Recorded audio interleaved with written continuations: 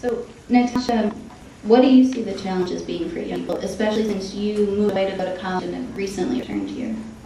Well, I'm really nervous to be up here. I'm nervous about a lot of things, and I'm really fear that I don't consider myself poor. Actually, I consider myself really rich, and it's not because of money or material goods.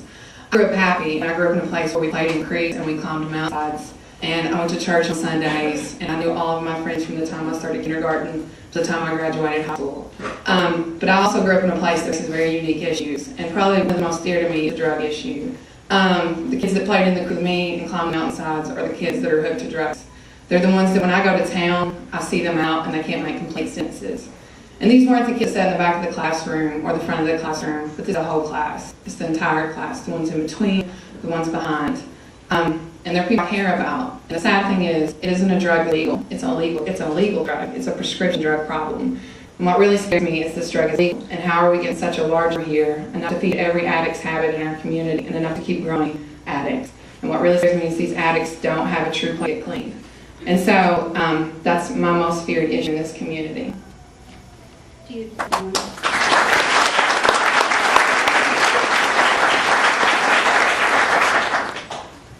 And imagine you're sitting in a room with everyone you love, your elementary school teachers and their childhood friends, and then you leave the room and find that every single one of those people is addicted.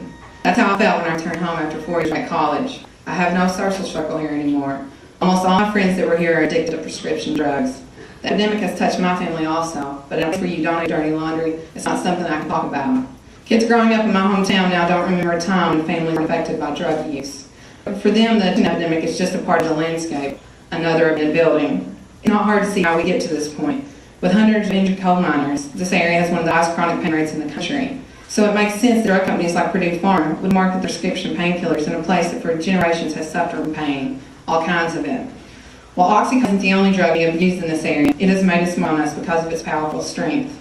Combined with the lack of jobs, generations of kids growing up in a working poor household and the struggling schools, it was a lethal combination. I remember in high school watching I had known since kindergarten crush pills and snort them on their desk. You were either someone who did drugs or you weren't. There weren't anyone in between.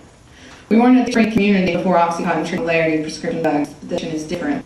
Families are spending every time they have trying to get loved ones sober. It seems to work. It's easy to blame the victim and write it off as a hillbilly problem.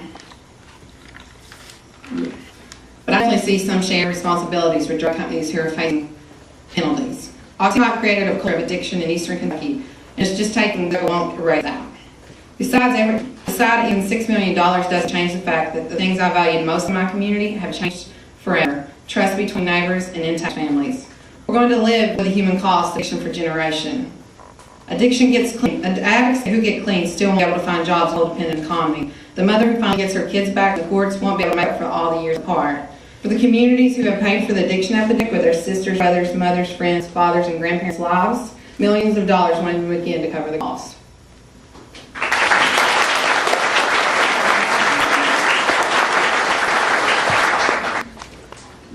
So a lot of people, when they think about the prescription drug problem, say, well, why not just put in a rehab, or why can't these people get clean, or don't want them in the community anymore? Why isn't the solution so simple?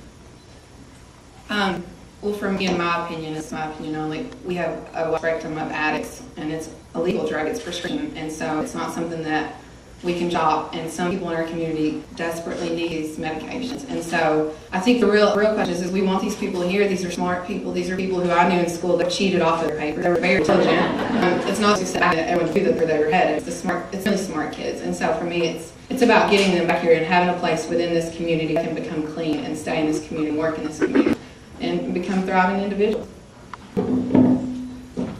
So Willa, I know that you've learned a lot of lessons from your family about how to take care of this place and also how to live and survive here. Do you want to tell us about that?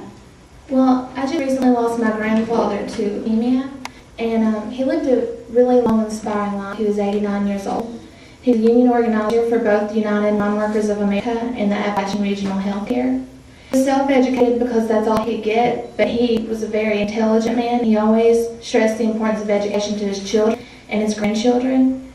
When I myself took a year off from college, he didn't pressure me or force me. He encouraged me to go back because he knew it was important.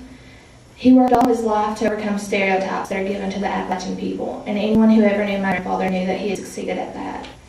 When Robert Kennedy visited the area, my grandfather traveled with him through the communities. He wanted to let him know that while we may not be rich in a materialistic sense, we are instead rich in culture and heritage. And now that I'm old enough to see how the world views my home, I will carry on his message. I think education is the answer. Kids need to be taught that there's more to life than just prescription drug use, and there's more out there for us, and we need to be given the skills of how to reach those goals. Just last Christmas, whenever my grandfather prayed at a family get-together, he asked for peace and prosperity in Darfur and Iraq, and I realized that everything I'd ever learned and all the skills I've been given to do work with, like the one campaign, were skills that he had taught me at a very young age, and they're skills I learned here in the Appalachian Mountains. Today, I'm very nervous to talk to you, and I'm nervous that I'm going to say the wrong thing. I'm nervous that I'm going to not do my home justice. But I take comfort in knowing that my grandfather's very proud, that at least I'm here trying, and I'm asking you to see the good in what we have here. We may not be a thriving metropolis, we're rich in culture.